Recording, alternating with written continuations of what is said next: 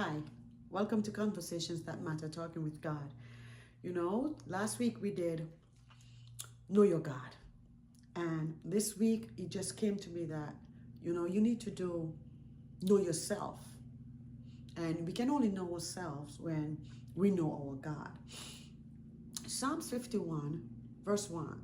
David wrote, "Create in me a clean heart, O God, and renew a right spirit within me." David came to terms with who he was as a man. Even though the Bible says he was a man after God's own heart, he wrote the psalm, "As the deer panteth after the water brook, so my soul longeth after you." David was in love with God. David was pursuing God, but David was still a man. David did some atrocities that, when you sit down, you might say to yourself, but I'm not as bad as David. David, conspired to kill a man because he took the man's wife and, all sort of stuff.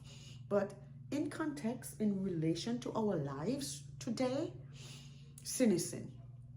So it's like we are endeavoring to come to a place where we realize that it doesn't matter how far you think you are, how deep down in the gutters we think we might be, and God don't have no use for us. I've heard people say, "Oh, I can't go into church because if I go into church, the church is going to fall down on me. That's how bad I am." Well, as bad as you think you are or want to be, God is better. God can take you up out of any situation. So today, our conversation is about self-reflection, looking within and finding out for yourself. Don't let nobody come to you or to tell you, well, this is what I see, or, you should be doing this. No. You need to know if you're contending for the faith. You need to know if you're in the faith. Only you know. We can speculate, we can make assumptions, but when we look at ourselves in the mirror, do you know yourself?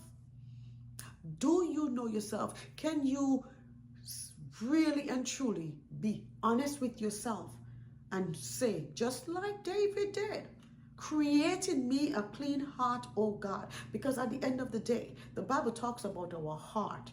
It is where the issues of life flow out. This is where the fruit of everything that we speak through our mouths, everything, how we act and treat each other, it resides and comes from the heart.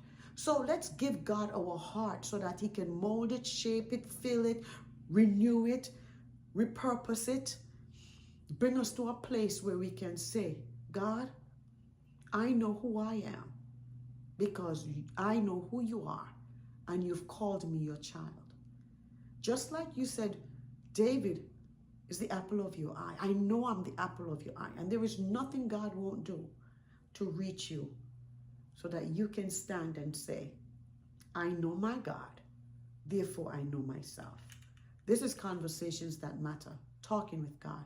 May God bless you today.